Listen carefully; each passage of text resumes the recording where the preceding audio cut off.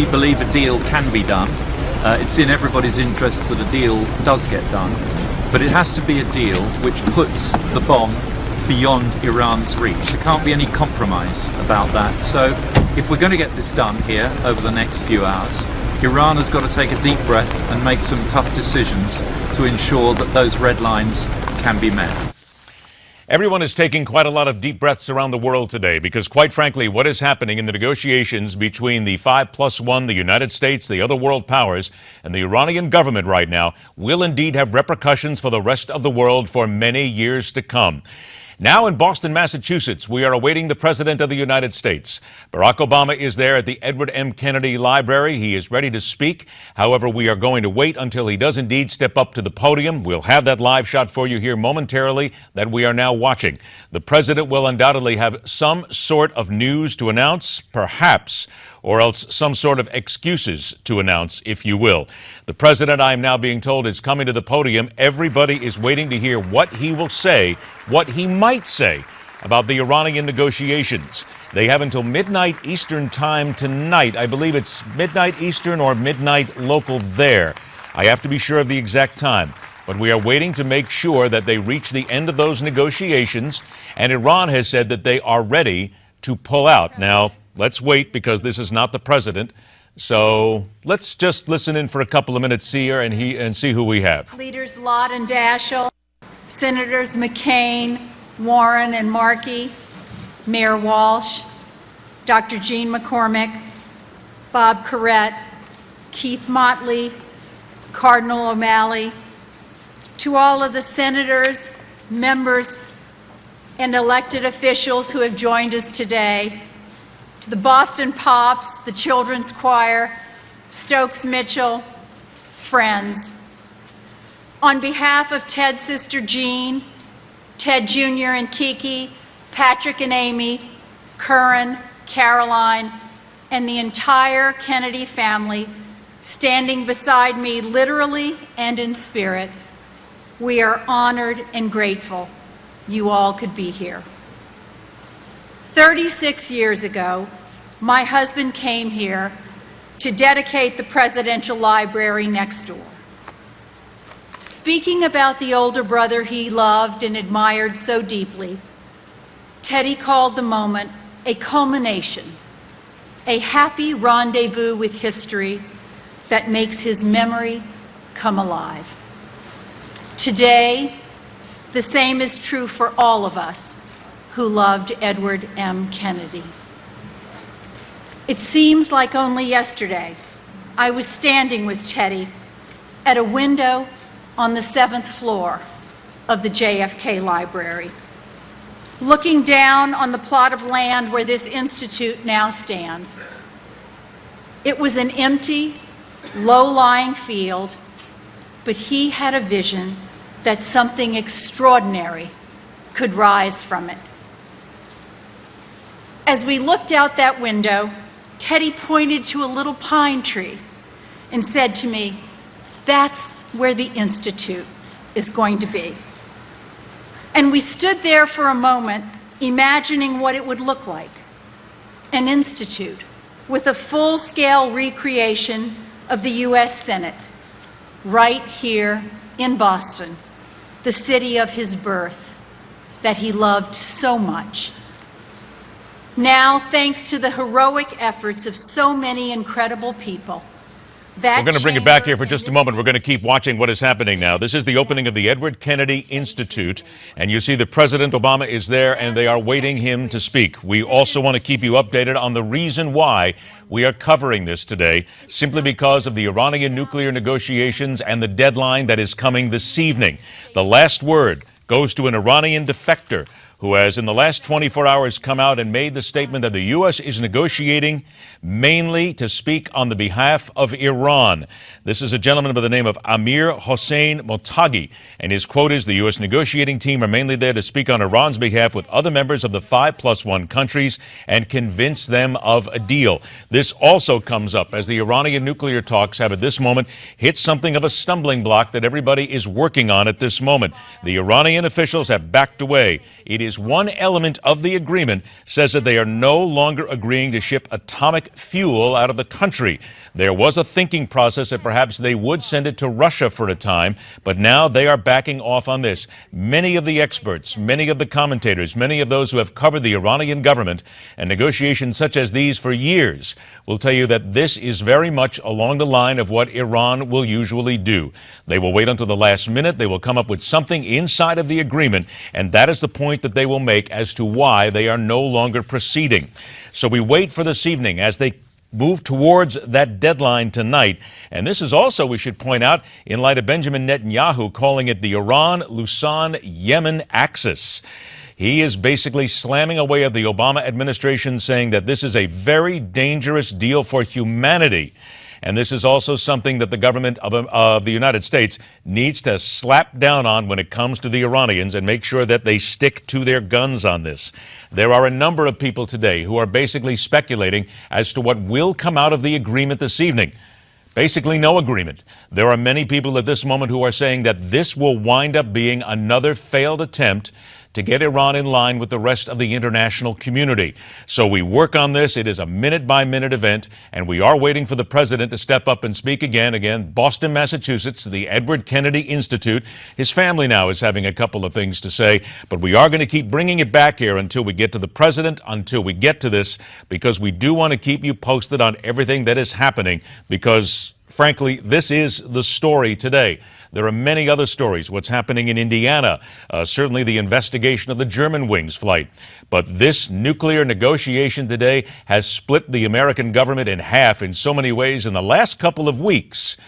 So what happens today will have ramifications on the U.S. government and on the citizens of the United States for quite some time to come. For a couple of minutes now, let's go back to Boston, Massachusetts, the Edward Kennedy Institute. Let's listen in a little more. And also, we are waiting to hear from the president. He wanted to approach the Institute in a completely fresh and unique way. So we have a totally hands-on, interactive visitor experience. And it is an experience. Visitors interact not only with the exhibits, but with each other. We're using the best of technology while encouraging face-to-face interaction and negotiation. It's an entirely new model of civic engagement. And at the center of it all is that magnificent, full-scale recreation of the Senate chamber. That recreation was so important to Teddy. He believed in the majesty of the place and its power to inspire, and he felt that no experience as a senator would be complete without understanding the awe you felt walking into that chamber. As student groups have visited in the last few months, we have seen that in action. There'll be a buzz in the hallways, talking about issues or exhibits, but as soon as they walk through those double doors, a hush comes over them. They seem to know instinctively they're in a very special place. In that space, they'll try to pass the Compromise of 1850, or hash out immigration reform, or some issue that's not even on the agenda yet. And when they do, they'll learn a lot more than which senator was responsible for what bill. We hope they'll also learn that despite our disagreements, if we sit down and talk to each other and listen to each other, perhaps then we can find common ground. Perhaps then, together, we can make incredible progress. Teddy hoped that everyone who came to this institute would realize that politics, and he called it politics, is a noble profession, even if it's messy. All right, as Ted Kennedy's widow continues to speak, we wait for President Obama. We do want to bring you up to speed on some news as it's happening. We are now told that the prosecution has rested in the Boston Marathon bombing trial. And again, it's rather interesting because here we are in a live shot from Boston, Massachusetts. Everything is happening there at the moment.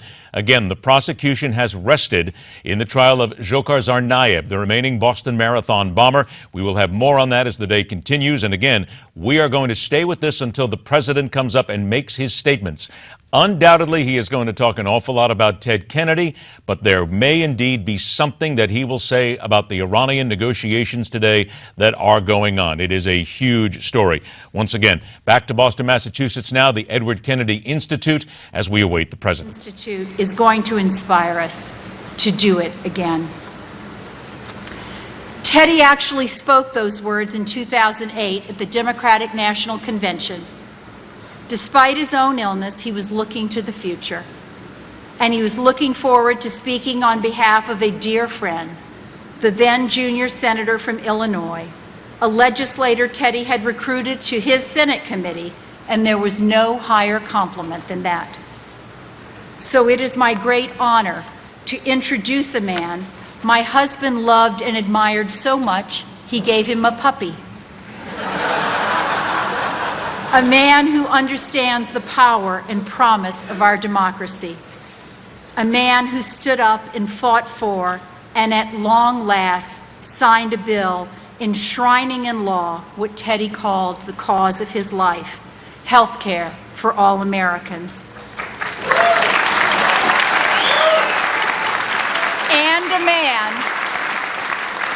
And a man who was also a United States Senator. Ladies and gentlemen, the President of the United States, Barack Obama.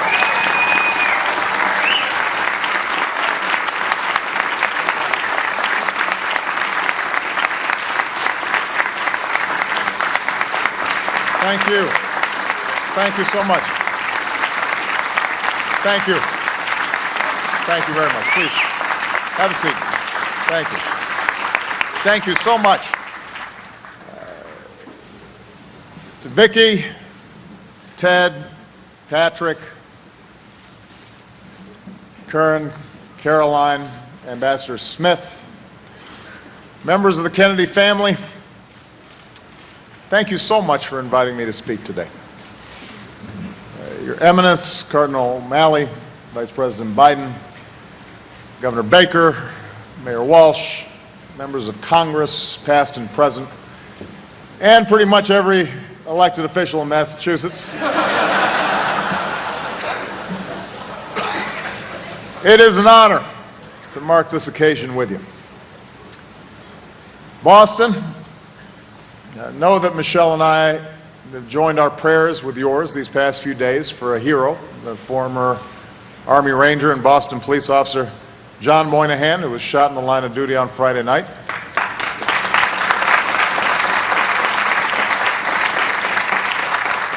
I mention him because last year at the White House, the Vice President and I had the chance to honor Officer Moynihan as one of America's top cops for his bravery in the line of duty, for risking his life to save a fellow officer. And thanks to the heroes at Boston Medical Center, I'm told Officer Moynihan is awake and talking, and we wish him a full and speedy recovery.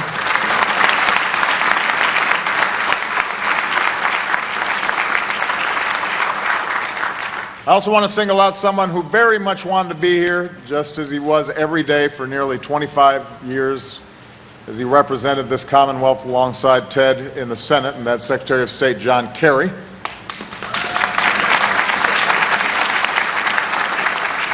As many of you know, John is in Europe with our allies and partners, leading the negotiations with Iran and the world community and standing up for a principle that Ted and his brother, President Kennedy, believed in so strongly.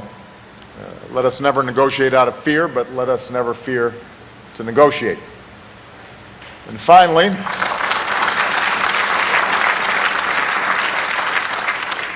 in his first years in the Senate, Ted dispatched a young aide to assemble a team of talent without rival. The sell was simple: come and help Ted Kennedy make history. And so I want to give a special shout out to his extraordinarily loyal staff. 50 years later, a family more than 1,000 strong. This is your day as well. We're proud of you.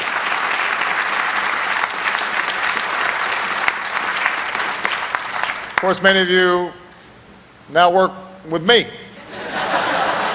So enjoy today, because we got to get back to work. Distinguished guests, fellow citizens, in 1958, Ted Kennedy was a young man working to re-elect his brother Jack to the United States Senate. On election night, the two toasted one another. "Here's to 1960, Mr. President," Ted said, "if you can make it." And with his quick Irish wit, Jack returned the toast. "Here's to 1962, Senator Kennedy, if you can make it." They both made it. And today they're together again in eternal rest at Arlington. But their legacies are as alive as ever, together right here in Boston. The John F. Kennedy Library next door is a symbol of our American idealism. The Edward M. Kennedy Institute for the United States Senate as a living example of the hard, frustrating, never-ending, but critical work required to make that idealism real. What more fitting tribute? What better testament to the life of Ted Kennedy than this place that he left for a new generation of Americans? A monument not to himself, but to what we, the people, have the power to do together. Any of us who've had the privilege to serve in the Senate know that it's impossible not to share Ted's awe for the history swirling around you. An awe instilled in him by his brother Jack. Ted waited more than a year to deliver his first speech on the Senate floor. That's no longer the custom.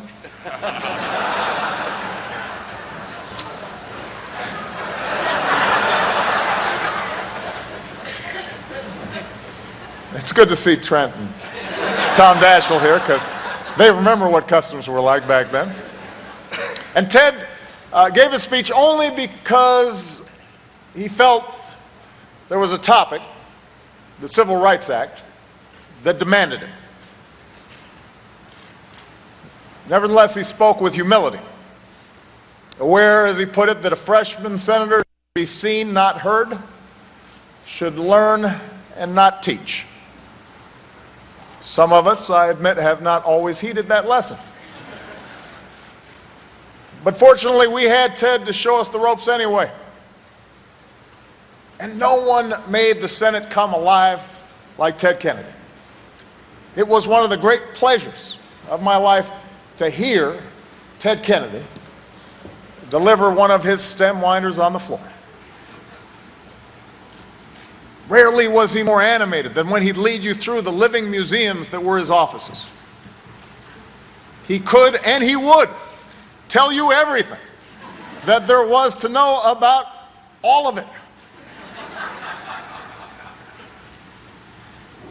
And then there were more somber moments. I still remember the first time I pulled open the drawer of my desk.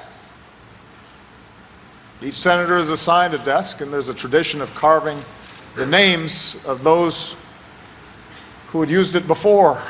And those names in my desk included Taft and Baker, Simon, Wellstone, and Robert F. Kennedy. The Senate was a place where you instinctively pulled yourself up a little bit straighter, where you tried to act a little bit better. Being a senator changes a person, Ted wrote in his memoirs. As Vicki said, it may take a year or 2 years or 3 years, but it always happens. It fills you with a heightened sense of purpose. That's the magic of the Senate. That's the essence of what it can be. And who but Ted Kennedy and his family would create a full-scale replica of the Senate chamber and open it to everyone? We live in a time of such great cynicism about all our institutions. And we are cynical about government and about Washington most of all. It's hard for our children to see in the noisy and too often trivial pursuits of today's politics the possibilities of our democracy, our capacity together to do big things. And this place can help change that. It can help light the fire of imagination, plant the seed of noble ambition in the minds of future generations. Imagine a gaggle of school kids clutching tablets, turning classrooms into cloakrooms and hallways into hearing rooms. Assign an issue of the day and the responsibility to solve it. Imagine their moral universe expanding as they hear about the momentous battles waged in that chamber and how they echo throughout today's society. Great questions of war and peace, the tangled bargains between North and South, federal and state, the original sins of slavery and prejudice, the unfinished battles for civil rights and opportunity and equality. Imagine the shift in their sense of what's possible the first time they see a video of senators who look like they do. Men and women, blacks and whites, Latinos, Asian Americans, those born to great wealth, but also those born of incredibly modest means. Imagine what a child feels the first time she steps onto that floor, before she's old enough to be senator, before she's told what she can't do, before she's told who she can't talk to or work with,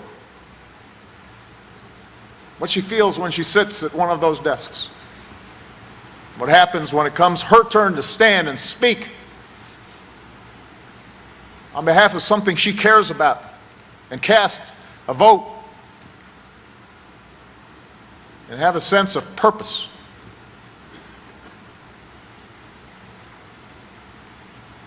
It's maybe just not for kids. What if we all carried ourselves that way? What if our politics, our democracy, were as elevated, as purposeful as she imagines it to be, right here?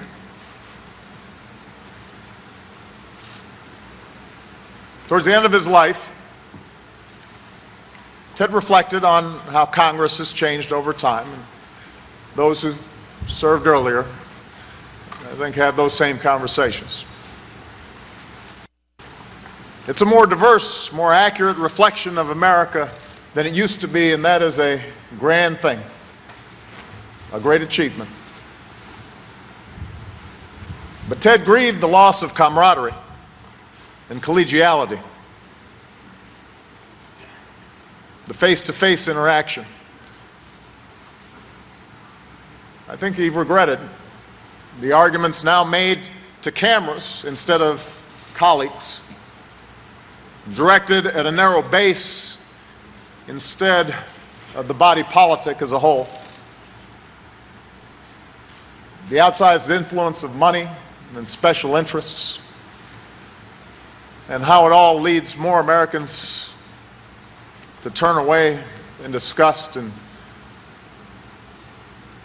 simply choose not to exercise their right to vote.